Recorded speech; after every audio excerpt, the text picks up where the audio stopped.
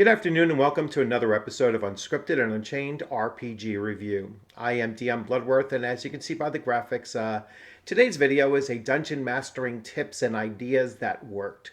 So in case you're not familiar with this series of videos that I've done in the past, I give what I consider to be, tips and hints of things that I have found that work for me at my table. My players have, tended to, enjoy these things or see the value in these things. So whenever I do these videos, I'm not telling you, the do's and don'ts of role playing. What I'm telling you is just what I have found works well at my table. And if you use them and they work well with at your table, that's fantastic. If you decide, hey, I'm already doing that, I don't need that advice, that's great too. Um, or if you say, listen, I don't agree with you, I just don't choose to use that, and I'm still having fun at my table, and I'm still playing my, my game my way. That's good. That's fine too.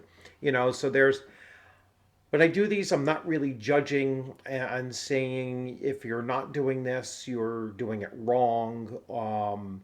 However, I did come across a live play, and I'm going to show you the steps that I went through in discovering this live play.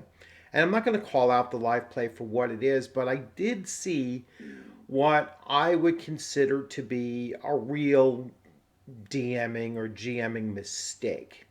And it relates to the confusion of confusing what players know and what characters know. And to me, that's a very important thing as a dungeon master or game master for you to control, because you're the founder of the information that the players are going to be presented with in your world. I think it's very important for you to separate uh, that information, how you're giving it to your players. And I will get into, the nuts and bolts of actually how I go about doing that. And but first, let's talk about where this started from. So I'm watching a couple of videos on Shonner Films. So Shonner is someone he's a YouTuber. He doesn't generally do uh, Dungeons and Dragons or fantasy role playing. He does a lot of just commentary on Traveler RPG and other things as well. So he did a like less than a minute long video talking about this live play, and he basically said that there was a whole bunch of players and no one was role playing, and he kept it to like just 1 minute long. He couldn't go any further than that. And so I followed through. I watched his video. I kind of zoomed in so I could see, well, what video he's actually talking about, because what attracted me to follow up was the fact that he had left it where he was just talking about the number of players, and you couldn't possibly have role playing with that number of players. And there I respectfully disagree, based on my own experience. All right, my AD&D first edition group has had at one point 10 players, and then it came down to 9, and now it is currently 8, and I think it's pretty much stabilized at 8. I will not bring it back up higher than that, and 8 seems to be working out pretty well. It's still considered a large group, and I understand that. But if you have a really experienced group of players, and as a DM, you separate player knowledge from character knowledge, I think that it becomes much more manageable. All right. So let me go to what I saw in the follow up video. So I moved forward from Shonner Films' video, and I went to actually look at the group that he was talking about, because I like to judge for myself and see, well, what was the problem. And I watched the first 10 minutes, and it was painful. I mean, to put not too sharp a point on it. It was painful to watch because I saw a real big mistake. And I'm going to point that out now. So that big mistake I saw was that the player knowledge was far too extensive. What the DM was doing was the DM was telling the players, number one, what their characters were doing, saying, thinking, and what their motivation was. And he did this for all, 8 or 9 players that were sitting at the table at the time. There might even been more players than that. And some players were playing multiple characters. And so he starts going through each one.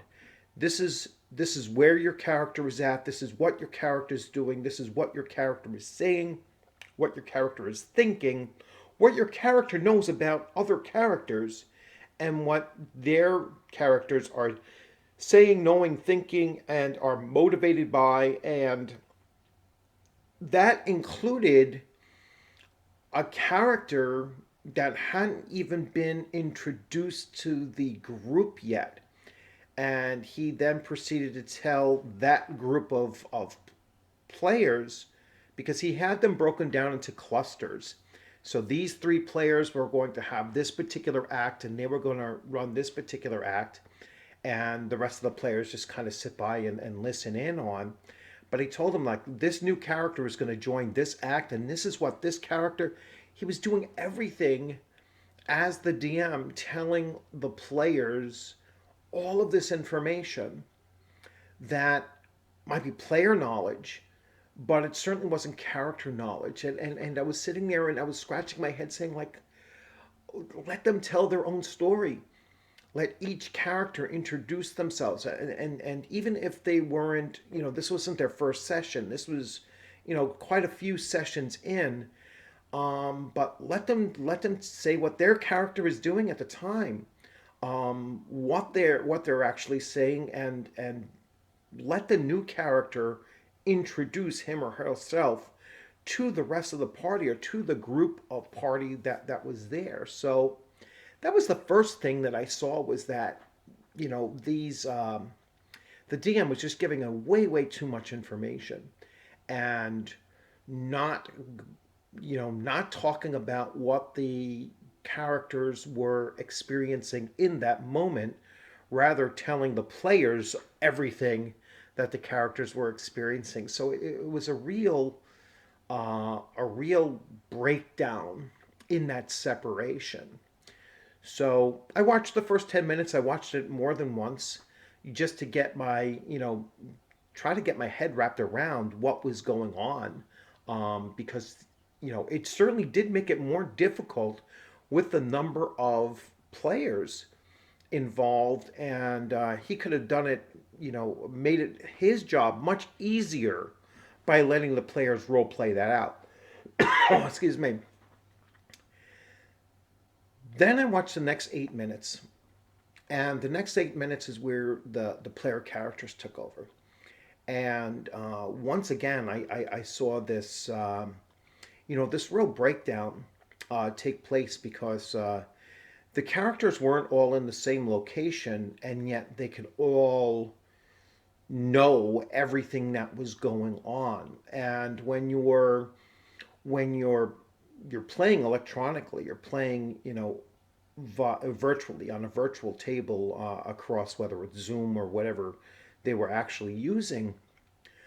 If you have if you're utilizing something like a Roll20, or some other kind of a platform where you can send messages individualized to individual characters, or even clusters of characters or whatever, that's how you can send information to your characters, the individual characters, without the rest of the party knowing about it.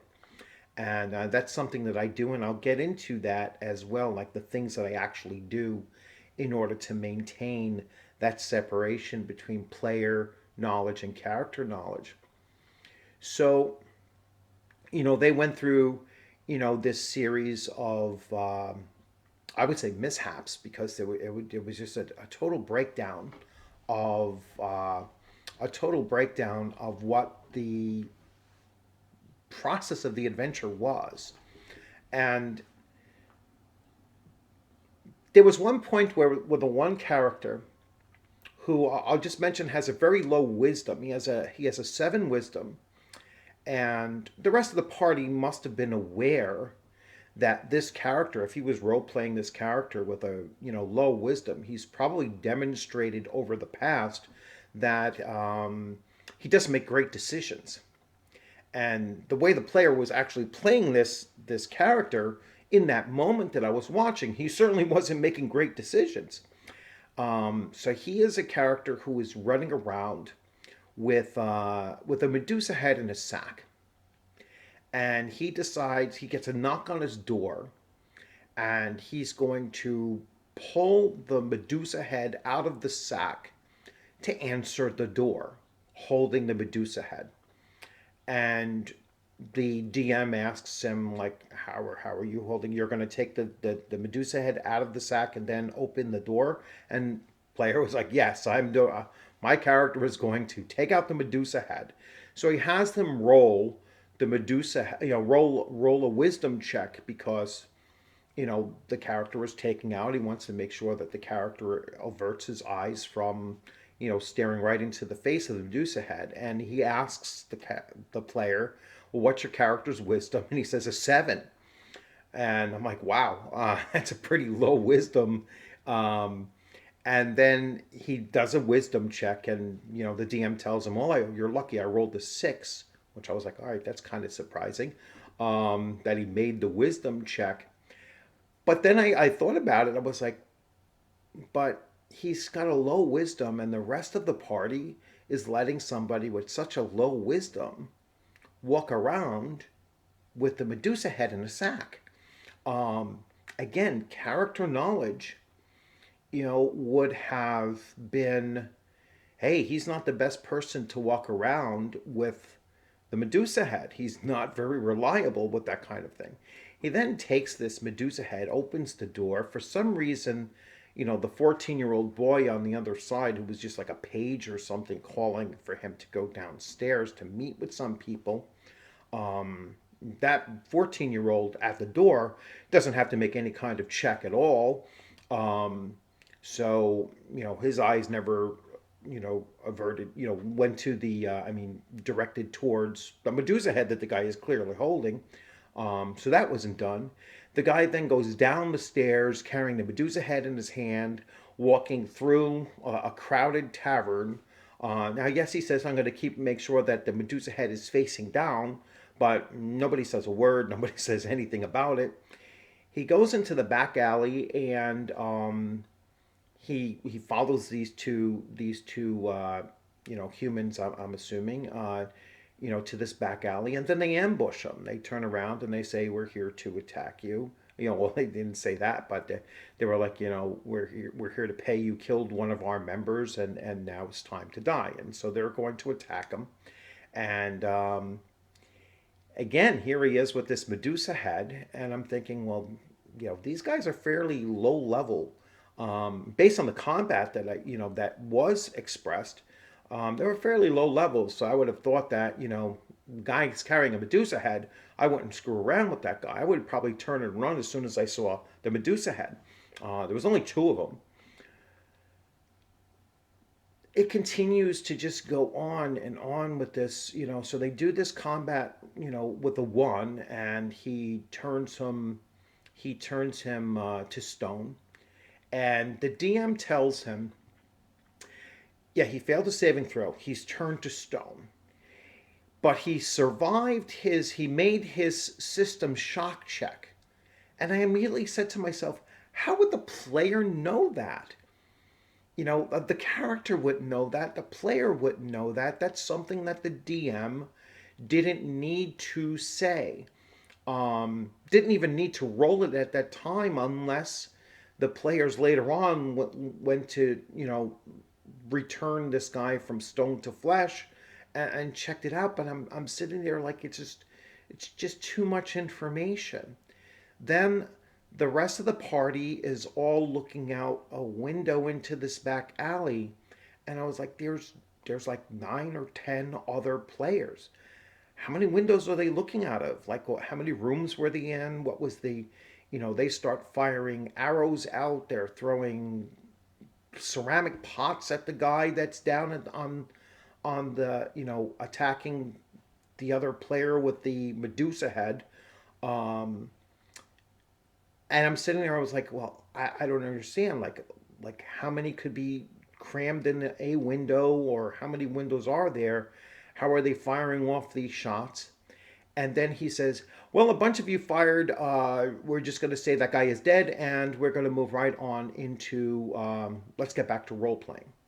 So now I'm like, so there was no chance of anybody fumbling and accidentally hitting the, hitting the player holding the Medusa head. There was no chance of. I just didn't understand it. It just was total confusion. Um, and again, it all led back, at least to me, to that confusion of player knowledge and character knowledge. So let's try to fix some of what I saw there. At least I'll give a suggestion. When you're dealing with a small group, large group, it really doesn't matter. You should ask yourself as the DM, you know, what what does the character know? What does the character's five senses tell them in the immediate area that they are in? So what do they see, smell, hear, feel, room temperature, that kind of thing. Taste if they happen to be tasting anything. But just deal with their five senses right from the get-go. Most importantly, what do they see? What do they hear? And potentially, what do they smell? All right, and then the rest will come into play, and you just reveal that to the player. That's what the player knows. That's what the character knows. So here you have both knowing the same thing. This is what they see. This is what they hear. This is what they smell, and this is what they're feeling potentially. Now you go to the next step. What kind of character am I dealing with? Am I dealing with, and I'll give you an example. So I have in my particular group, I have a cleric that's an elf. His background skill is a tailor because his parents were tailors, and his deity, her primary weapon is a longbow, and so he uses a longbow even though he's a cleric. And so, as I mentioned, he's an elvish, so that's the basis of his knowledge.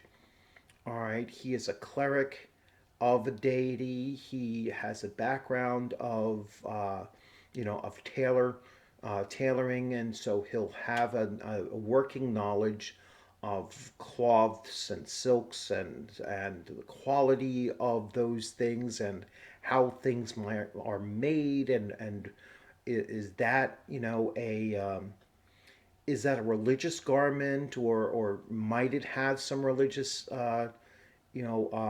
significance to it? Being a cleric, he may know that, or at least have an inkling towards it. Is it of elvish make? He might notice that very quickly as well. And then I use as the DM that character's past experiences. All right, we've gone through 29 sessions so far. I keep a list of every creature, monster, whatever that they have encountered, from day one until now. And so that becomes part of that character's knowledge base as well. They've at least encountered it, so they know more than just, oh, I've heard of an Otiug or I've heard of an Umber Hulk before. Now they know a little bit about it because he or she and the party have encountered and combated these particular creatures before, and so they have a working knowledge of them, or at least better than, maybe not completely like out of the monster manual kind of knowledge, but more so than just having heard the name. And so this is how you control and separate the knowledge a character has and the knowledge that the player has. Sometimes they cross over, but in many cases, it's going to separate. I'll give you an example from my own table now, where those two things clashed because the player had a belief that that speak with animals would work with a were rat, and he said, "I'm going to cast a speak with animals because I'm going to talk to this were rat." It's the first time that he ever encountered a were rat. First time he ever encountered a were creature before. So he casts a spell, and I tell him it doesn't work. And he says, "Well," he says, I'm speaking to the rat in the language of rats because were rats can talk to to rats, they can control rats, and so that's how I'm speaking to him." And I said, "But your spell doesn't work on a creature, a monster, which is what a were rat is. Your spell will only work with speaking to a real rat. Just because the were rat knows the language of rats doesn't mean that that spell gives you that language so that the were rat would speak to you." So he says, "Well, then I would have known that as my character would have known that as someone who knows that spell and they would know the limitations of the spell." I says, "No, because your character had never encountered a were rat before, never cast that spell before, and so just because you knew the spell doesn't mean that you know all of the possible limitations, or advantages, uses of that spell because you've never used them before. There is a difference between the book knowledge that your character had, knowing how to cast a spell, and the application of that spell." And so, even though the player thought that he knew how the spell would be used, there was a breakdown. All right, and we went back and forth with it, and I don't believe it was contentious, or at least I certainly hope it wasn't in a contentious point. um, and I didn't want to leave it as just, well, the DM says this and so it is true. No, that's not where I wanted to leave it at. I really wanted to have that understanding that there is a difference between player knowledge and character knowledge. And so I says, now your character will know in the future how to better use that spell, or when is the more appropriate time to use that spell. And so it becomes an important growing process of the character's knowledge base, so that, will a character's knowledge base always be less than the player's? Yes, especially if the player is reading all of the books and they're reading through and they're reading about the various creatures, and they're going forth and reading the dungeon master's guide and reading whatever supplements and everything.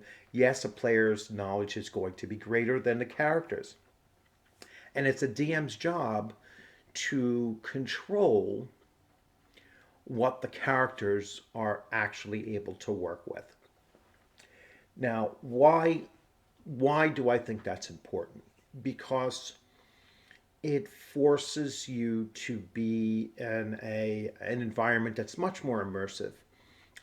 When you're putting yourself, you're role playing a character, and so you're artificially role playing that character's knowledge base, whether and their attributes in many cases. I mean, um, your character is able to do things that you yourself might not be able to do, and so you can't have that same knowledge base of usage. Like a character with an 1897 strength is probably much more powerful than any player that's actually playing the game.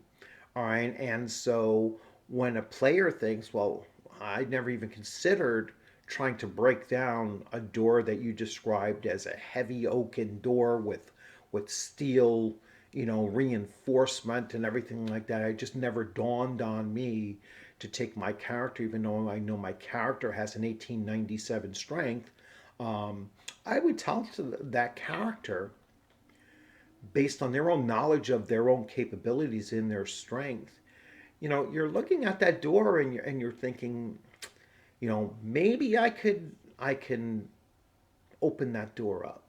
You know, the door. Now I wouldn't say it that way. I would say, you're looking at the door and the door doesn't look, the door doesn't look as sturdy, as it could be, and that's all you say. You just kind of give a hint and let the player think, oh, you know what?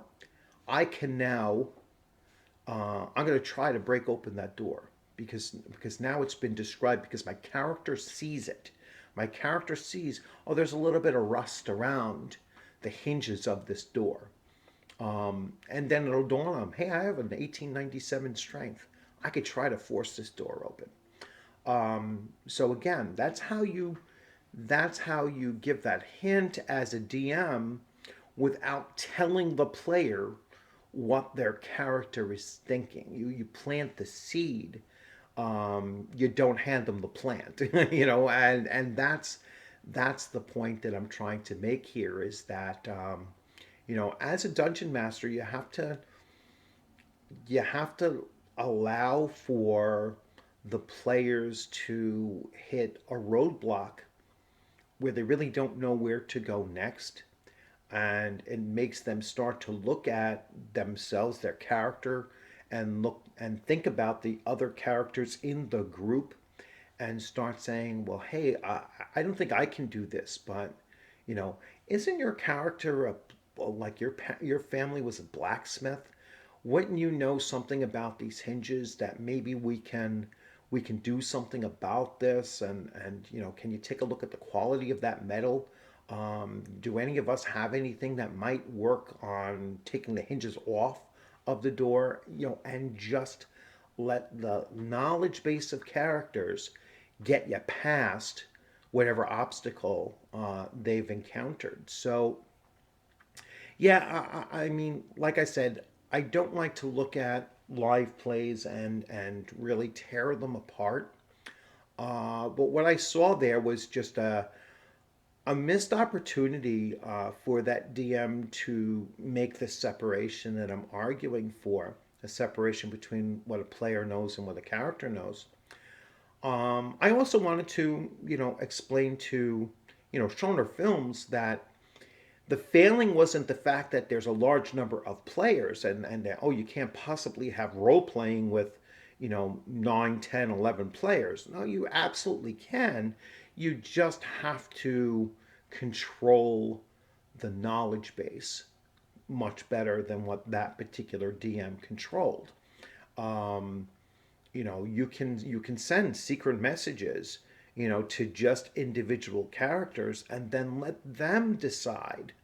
Let that player decide what their character is going to do with that knowledge. They're going to know two things. Number one, they're the only ones that have that knowledge, or at least they might suspect that they're the only ones that have that because they might not know what other characters also received that secret note, and but they will know that they control whether or not they share that knowledge, and so that's where the opportunity for role playing comes in, because now you're playing your character with a piece of knowledge that the other characters may not know, and how that player chooses to use that um, is an important function of role playing as part of a member of a party. Not everyone is going to have the same knowledge at the same time. And to me, that's a really important element of a party dynamic, and it's a really important element of running a role playing game. Is that the DM knows everything that's supposed to be going on as far as the knowledge that is out there, and the players, only the players know, in that moment what they're actually going to do with it.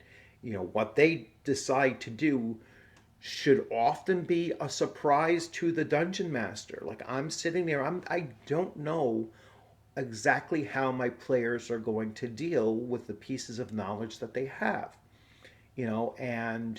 And so that's the aspect of the game where I have to then just be very quick to react to what they're saying that they're doing.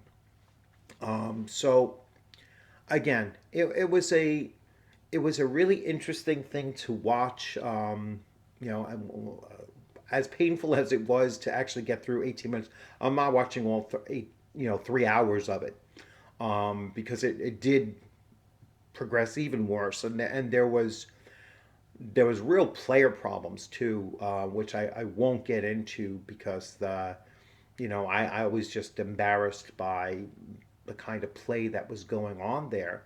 But and embarrassed because they were supposedly playing Advanced Dungeons and Dragons First Edition, which I'm really not quite sure on. But it was embarrassing to see something that I would consider an OSR representation, and it was really that poorly done. But anyway, so certainly try it. I mean, I'll try to summarize very quickly. Ask yourself as a game master or a dungeon master, what would the characters know in this particular situation? And think about their character sheets. Think about what their background is. Think about what their race is or their class ability. Think about their full possible knowledge base. Think about what they've experienced from day one until that point in time. And then just tell the characters what their characters are seeing, hearing, smelling, feeling, possibly sensing if they have certain, alertness or anything like that, possibly what they're sensing. And then ask them, what are they doing? What is their character specifically doing, saying? Never tell. Never tell a player what their character is saying, doing, thinking, or what motivates them. That to me was like, what is going on? A DM should never cross that line and tell a player what their character is doing unless their character is being controlled by something else. There's no reason for that. It's just you cross the line over into really bad DMing, at that point when you're taking full control over a character's thoughts and actions. It's just not done. It's just not the right way to play these games. So that's a very rare instance where I will say you're playing it wrong. Is when you cross that line. So once again, I hope you enjoyed this video. I hope it helps. If it doesn't help, if you already knew this, then great. You already knew this. I'm not here to teach you. I'm not here to teach the most experienced DMs who know these things. I'm not here to teach you that. I'm here to tell possibly the new dungeon master. Just keep in mind the difference between what a player knows and what a character knows, and I think you'll have a better experience, and it'll be easier for you to manage play with a large group than you would be if you're not making that separation. Otherwise, it could become very confusing for the players when they're hearing all of this outside information that their character wouldn't know, because your players are trying to put themselves into their character's sphere of understanding and sphere of experience. And when you give them outside information, they're going to ask in their own heads, well, how would my character know this? I guarantee you, even if they don't say it verbally, they're thinking to themselves, yeah, well, how would my character know this? And now how am I using this? Because they're going to look to use information like that. Or they might just, say, well, I'm going to ignore that I just heard that because I really want to just play my character based on what my character would know. So, yeah, just try to avoid that. Try to avoid that blurring of the line between player knowledge and character knowledge. Once again, thanks for joining. I hope you enjoyed your weekend. If you were here in the United States, you might have had a 3-day weekend. So this is Monday. I will be back with my gaming group tomorrow night. We didn't do a recap this week. Just didn't get around to doing one, so I'll probably do one of those those combo recaps, and we'll go on later on this week with a live stream recap. But enjoy the rest of your long weekend if you had one. Enjoy the rest of the week going forward, and I look forward to seeing you on the gaming screen sometime soon. Thank you for joining. Take care.